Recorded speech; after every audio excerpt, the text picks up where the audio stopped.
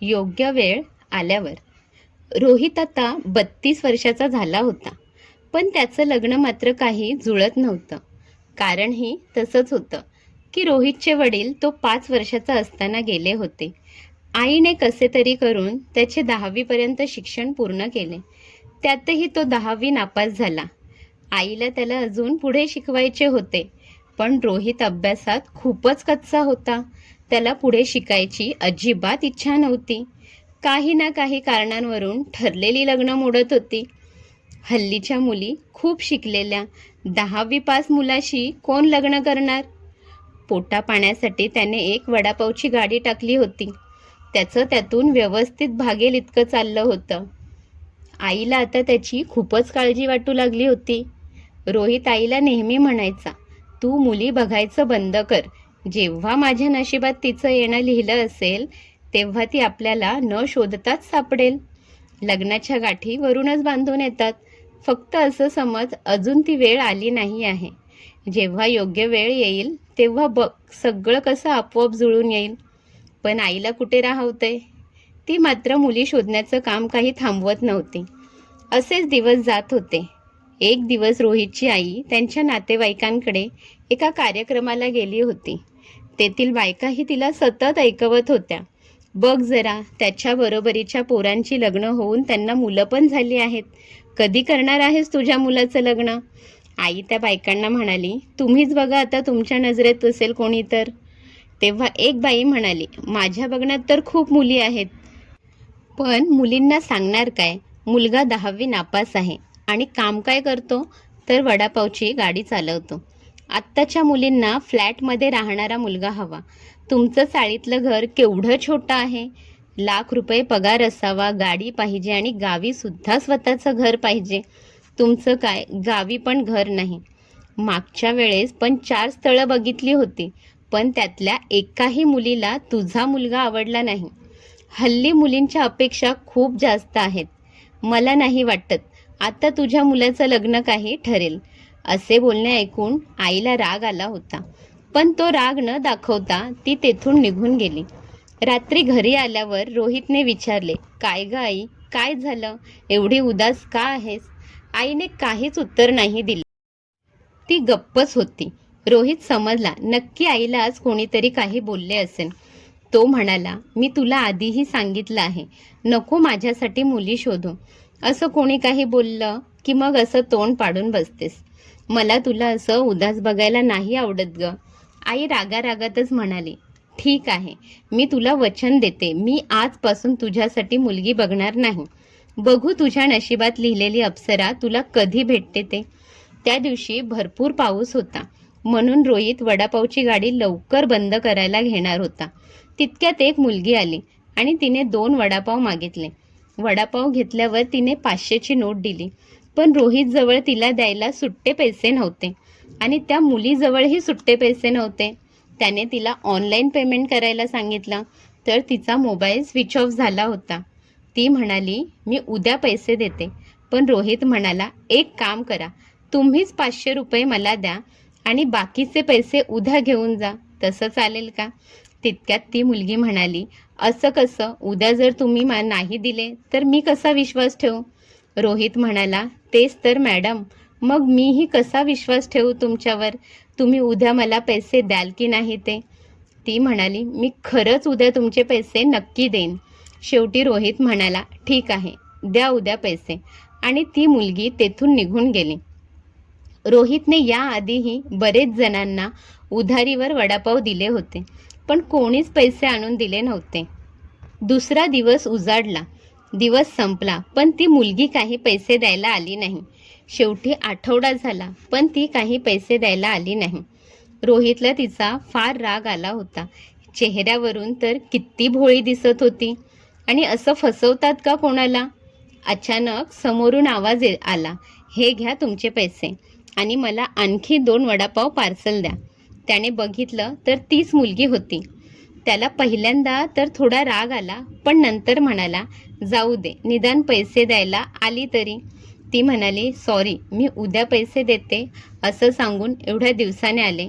ते काय झालं मला ना, रोहितने अडवत म्हटलं. राहू द्या राहू द्या, हे घ्या तुमचे वडापाव. आणि ती तेथून वडापाव घेऊन निघून गेली. पुन्हा काही दिवस गेले.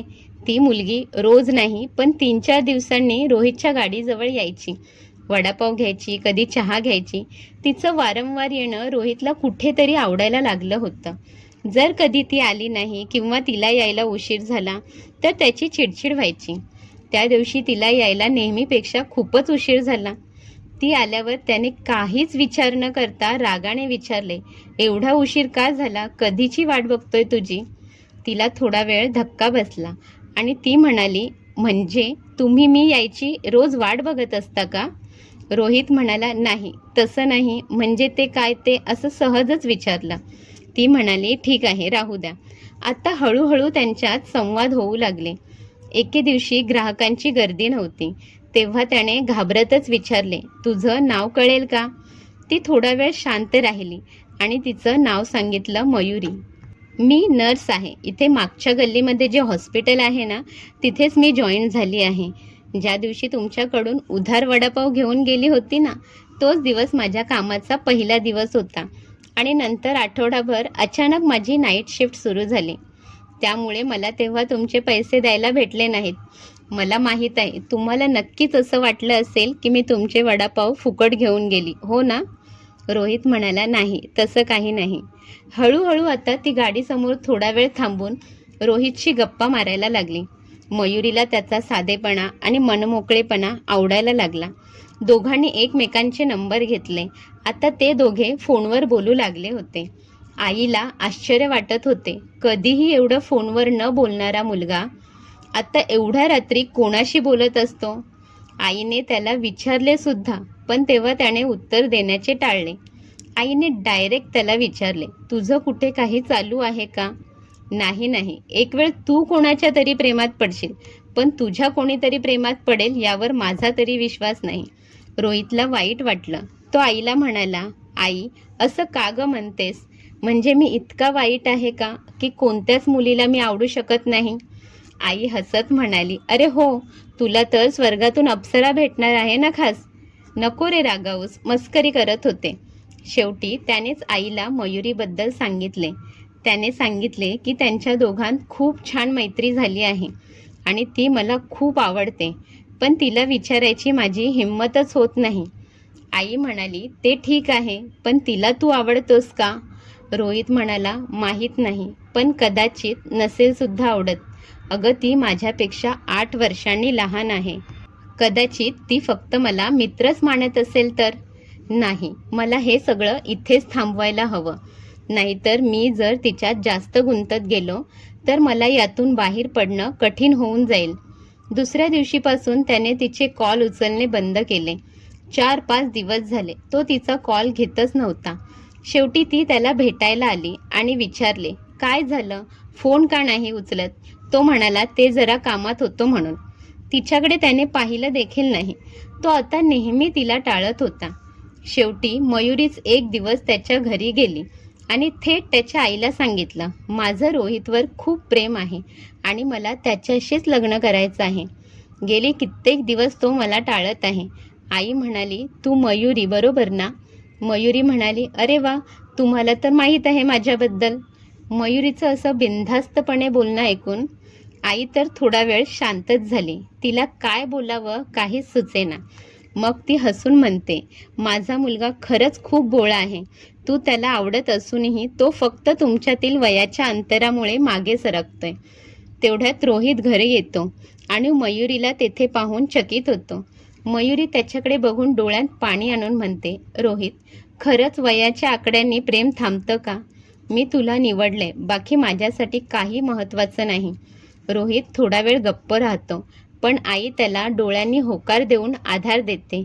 शेवटी तोही कबूल करतो की त्याने खूप दिवसांपासून तिला मनात जपून ठेवलं आहे. आणि तिथून त्यांचा एक नवीन प्रवास सुरू होतो. सुरुवातीला मयुरीचे आई वडील त्यांच्या लग्नाला नकार देतात, पण मुलीच्या हट्टापुढे त्यांना होकार द्यावा लागतो. काही महिन्यांनी रोहित आणि मयुरीचं साधं पण आनंदाने भरलेलं लग्न होतं.